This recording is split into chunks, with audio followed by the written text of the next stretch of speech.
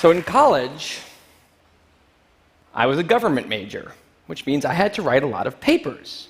Now, when a normal student writes a paper, they might spread the work out a little like this. So, you get started maybe a little slowly, but you get enough done in the first week that with some heavier days later on, everything gets done and things stay civil. And I would want to do that like that. That would be the plan. I would have it all ready to go, but then actually the paper would come along, and then I would kind of do this. And that would happen every single paper. But then came my 90-page senior thesis, a paper you're supposed to spend a year on. I knew for a paper like that, my normal workflow was not an option. It was way too big a project. So I planned things out, and I decided I kind of had to go something like this. This is how the year would go. So I'd start off light, and I'd bump it up in the middle months. And then at the end, I would kick it up into high gear. It's just like a little staircase. How hard could it be to just walk up the stairs? No big deal, right? But then, funniest thing happened. Those first few months, they came and went, and I couldn't quite do stuff. So we had an awesome new revised plan. But then those middle months actually went by, and I didn't really write words. And so we were here. And then 2 months turned into 1 month, which turned into 2 weeks. And one day I woke up with 3 days until the deadline, still not having written a word, and so I did the only thing I could. I wrote 90 pages over 72 hours, pulling not one but 2 all-nighters. Humans are not supposed to pull 2 all-nighters. Sprinted across campus, dove in slow motion, and got it in just at the deadline. I thought that was the end of everything. But a week later, I get a call. And it's the school. And they say, "Is this Tim Urban?" And I say, "Yeah." And they say, "We need to talk about your thesis." And I say, "Okay." And they say, "It's the best one we've ever seen."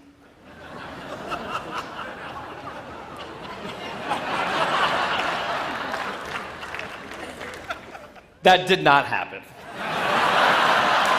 It was a very, very bad thesis. I just wanted to enjoy that one moment when all of you thought, "This guy is amazing." No, it was very, very bad. Anyway, today I'm a writer, blogger guy. I write the blog Wait, But Why? And a couple of years ago, I decided to write about procrastination. My behavior has always perplexed the non-procrastinators around me, and I wanted to explain to the non-procrastinators of the world what goes on in the heads of procrastinators and why we are the way we are.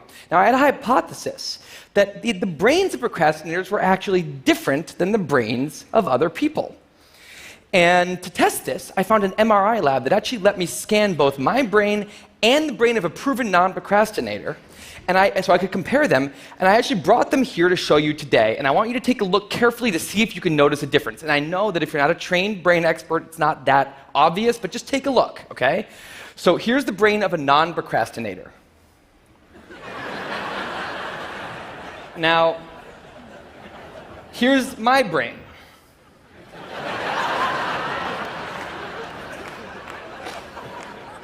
There is a difference. Both brains have a rational decision maker in them, but the procrastinator's brain also has an instant gratification monkey. Now, what does this mean for the procrastinator? Well, it means everything's fine until this happens. So the rational decision maker will make the rational decision to do something productive, but the monkey doesn't like that plan. So he actually takes the wheel, and he says, "Actually, let's read the entire Wikipedia page of the Nancy Kerrigan-Tanya Harding scandal, because I just remembered that happened. Then we're going to go over to the fridge. We're going to see if there's anything new in there since 10 minutes ago. After that, we're going to go on a YouTube spiral that starts with videos of Richard Feynman talking about magnets and ends much, much later with us watching interviews with Justin Bieber's mom. All of that's going to take a while, so we're not going to really have room on the schedule for any work today. Sorry. Now, what is going on here? The instant gratification monkey does not seem like a guy you want behind the wheel. He lives entirely in the present moment. He has no memory of the past, no knowledge of the future, and he only cares about two things: easy and fun. Now, in the animal world, that works fine. If you're a dog and you spend your whole life doing nothing other than easy and fun things, you're a huge success. And to the monkey, humans are just another animal species he has to keep well slept, well fed, and propagating into the next generation, which in tribal times might have worked okay. But if you haven't noticed, now we're not in tribal times. We're in an advanced civilization, and the monkey does not know what that is, which is why we have another guy in our brain, the rational decision maker, who gives us the ability to do things no other animal can do. We can visualize the future. We can see the big picture. We can make long-term plans. And he wants to take all of that into account. And he wants to just have us do whatever makes sense to be doing right now. Now, sometimes it makes sense to be doing things that are easy and fun, like when you're having dinner or going to bed or enjoying well-earned leisure time. That's why there's an overlap. Sometimes they agree. But other times, it makes much more sense to be doing things that are harder and less pleasant for the sake of the big picture, and that's when we have a conflict.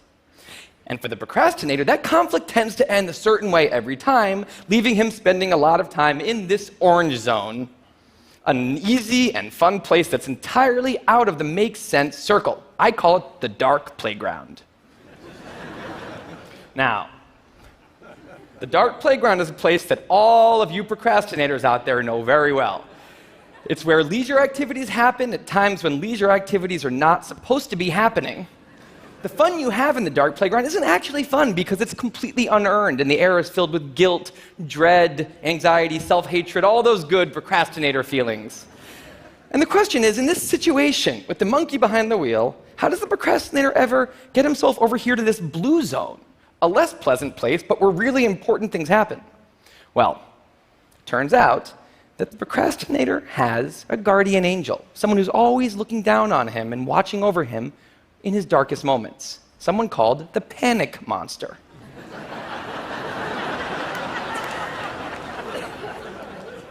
Now, the panic monster is dormant most of the time, but he suddenly wakes up anytime a deadline gets too close or there's danger of public embarrassment, a career disaster, or some other scary consequence. And importantly, he's the only thing that the monkey is terrified of. Now, he became very relevant in my life pretty recently because the people of TED reached out to me about 6 months ago and invited me to do a TED Talk.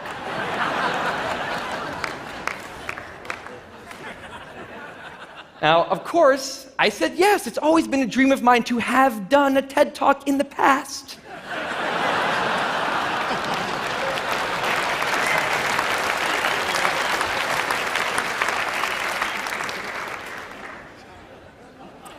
But in the middle of all this excitement, the rational decision maker seemed to have something else on his mind. He was saying, are we clear on what we just accepted? Do we get what's going to be now happening one day in the future? We need to sit down and work on this right now. And the monkey said, totally agree, but also let's just open Google Earth and let's zoom into the bottom of India, like 200 feet above the ground, and we're going to scroll up for 2.5 hours till we get to the top of the country so we can get a better feel for India.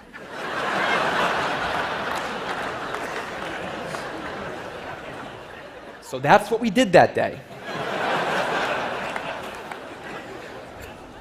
As 6 months turned into 4, and then 2, and then 1, the people of TED decided to release the speakers. And I opened up the website, and there was my face staring right back at me, and guess who woke up? So the panic monster starts losing his mind, and a few seconds later, the whole system's in mayhem.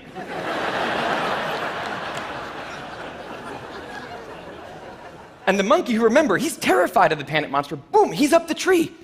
And finally, the rational decision maker can take the wheel and I can start working on the talk. Now, the panic monster explains all kinds of pretty insane procrastinator behavior, like how someone like me could spend 2 weeks unable to start the opening sentence of a paper and then miraculously find the unbelievable work ethic to stay up all night and write 8 pages.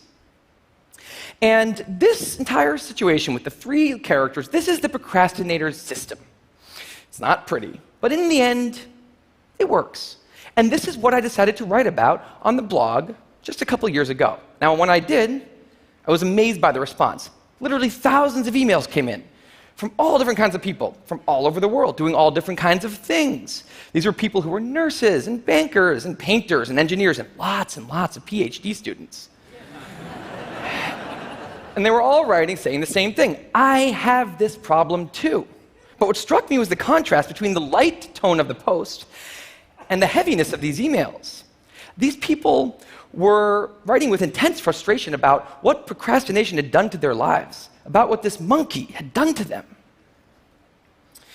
And I thought about this, and I said, if the procrastinator system works, then what's going on? Why are all these people in such a dark place? Well, it turns out that there's two kinds of procrastination.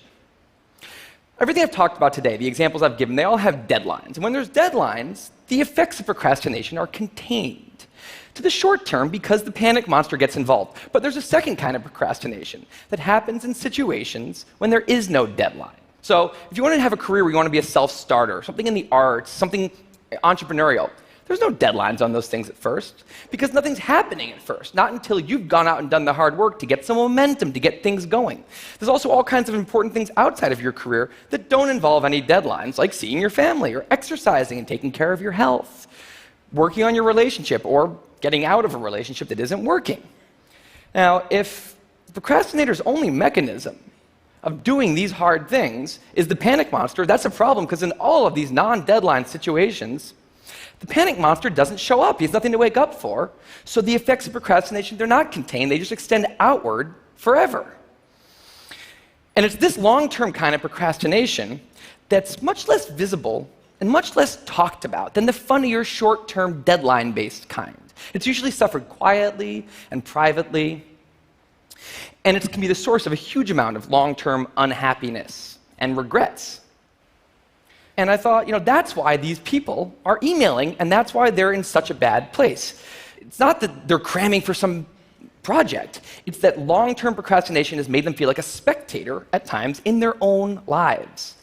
The frustration was not that they couldn't achieve their dreams, it's that they weren't even able to start chasing them. So I read these emails and I had a little bit of an epiphany that I don't think non-procrastinators exist. That's right, I think all of you are procrastinators. Now, you might not all be a mess, like some of us, and some of you may have a healthy relationship with deadlines. But remember, the monkey's sneakiest trick is when the deadlines aren't there. Now, I want to show you one last thing. I call this a life calendar. That's one box for every week of a 90-year life. That's not that many boxes, especially since we've already used a bunch of those. So I think we need to all take a long, hard look at that calendar.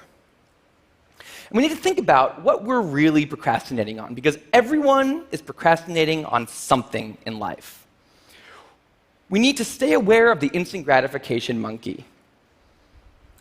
That's a job for all of us. And because there's not that many boxes on there, it's a job that should probably start today. Well, maybe not today, but sometime soon. Thank you.